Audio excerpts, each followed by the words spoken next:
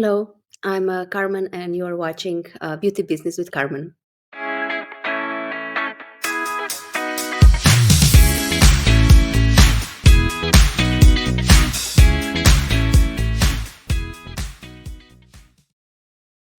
So, today I'm gonna tell you a little bit about how it is to work with retailers, with big or small, and what I learned and what I was surprised about. And I hope it will help you to decide if you want to go that route or not. So, 6 or 7 years ago, when I launched my brand, I think, as most um, brand entrepreneurs, they want to sell only business to consumer. That means directly through their website, and because that's what gets you the biggest margin, and you have all the contacts from your customers. So that's the best way. But when you're new and small, and nobody knows about you, it's really hard. So to get some exposure in some stores, it's a good idea. So besides working with small, we basically sent bunch of emails to bunch of small stores, and one by one we got into maybe around 40, 50 in the first 2 years. But the small stores usually have very small orders. They don't sell a lot, so it's not a big revenue stream, but of course it's something. So we said, okay, let's try with a big retailer. And here in Europe, we have one. It's called Douglas.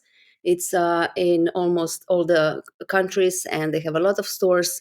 And we went through some agency that got us in contact with the main buyer, and we got accepted. So I was very excited. I said, oh, finally, now some real money will start to come in. But that was not the case. So we first signed a contract, which was the main cover contract for all the countries.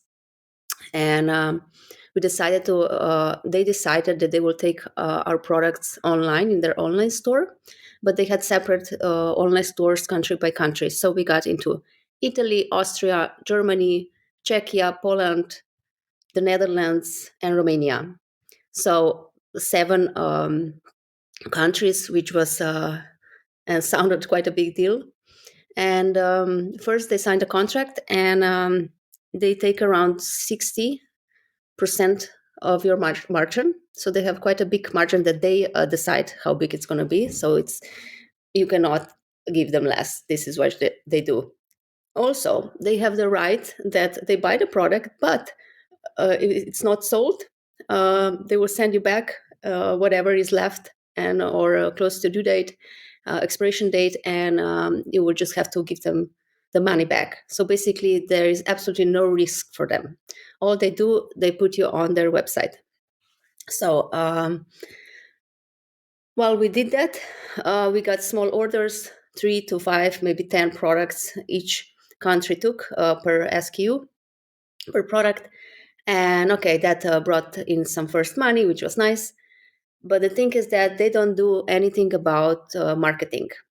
Besides maybe first announcement that new brand arrived, um, they don't do marketing for you. And what they do, they offer marketing options, which are super expensive. They are meant for big companies like L'Oreal or Estee Lauder. They have options to do, like, for example, sampling, but they then want to have like 50,000 samples, and you need to pay tens of thousands of euros, which is impossible for a small brand. So they really, by our experience, this company was not attuned to small niche brands, which was impossible um, to market there. So at some point, we tried to do social media marketing where we sent customers to their stores, um, just to see if this is going to work. And it really didn't. The thing is that these big retailers, especially online retailers, they like to have a lot of brands under their roof. So when people go to buy skincare, they only go to that place because they think they're going to find everything there. So they usually, these big stores protect themselves with no risk, and everything is on a risk of a retailer, on a entrepreneur and a brand owner. So be careful about that, or don't expect much. The good thing about getting into these stores is PR and image. The thing is that because we got all into that stores, we were seen as a competent and good brand that even gets into that kind of stores. Even online doesn't really matter, which means that some other smaller stores or salons gave us a second look, or even investors. When you say, yeah, I have a contract with 7 countries for Douglas, that means something. So basically, even if working with them didn't bring a lot of money and even probably cost us, it helped other ways. So maybe, I know in the US you have Sephora, Ulta, and others. I'm not sure about how what kind of rules they have, but I would guess pretty similar. And even if you are in the store, sometimes you even have to pay for shelf space.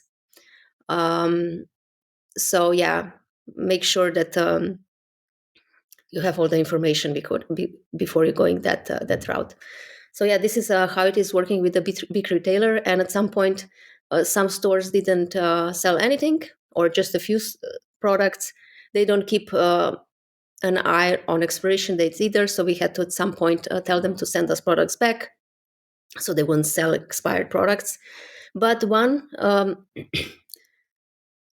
country like Romania, they loved it so much that they decided to put us in the 3 biggest stores that they have and on the shelf, and it worked well there. We're still selling there, and we're gaining a nice customer base. So sometimes it can work. But yeah, be careful. With the smaller retailers, small beauty stores, it's easier because usually are owned by or a one-man band or just a small group, and it's more personal. They pick products on their personal likability. They put more effort to sell it because they want to have the margin, and they usually pay in advance for whatever they buy. So don't be afraid to just write to many, many, many stores and salons and offer what you have. Send them a product to try free of charge. And this is how you might get into some stores and get some money to bootstrap and keep you going to the next challenges. So I hope you enjoy this information, that it's going to come helpful. If you have any question, please sign it in a comment. You can also book a discovery call with me if you want to have a mentorship. Just check information under this video, and don't forget to like and subscribe, and let me also know what you wanted to hear, what you want me to talk about for the next time. Thank you for watching.